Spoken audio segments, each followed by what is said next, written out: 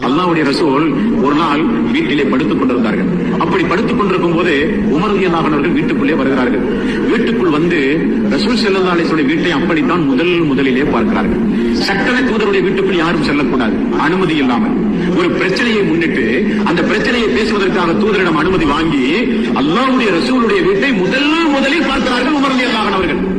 முஸ்லிமிலே 2947வது செய்தி. முதலில் அந்த வீட்டை பார்க்கிறார்கள். வீட்டை பார்க்கும்போது ரசூல் ஸல்லல்லாஹு அலைஹி வஸல்லம் உறங்கிக் கொண்டிருக்கிறார்கள். தலைக்கு மேல் ஒரு தண்ணீர் பை தொங்கப்பட்டுக் கொண்டிருக்கின்றது. ரசூல் ஸல்லல்லாஹு அலைஹி வஸல்லம் அவர்கள் படுத்துக் கொண்டிருக்கிறார்கள். அந்த கட்டிலுடைய அந்த கயிறுடைய தழும்பு முதுகை அமர்த்தி கொண்டிருக்கிறது.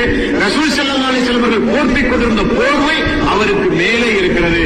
வீட்டிலே வேறு எந்த பொருளும் இல்லை,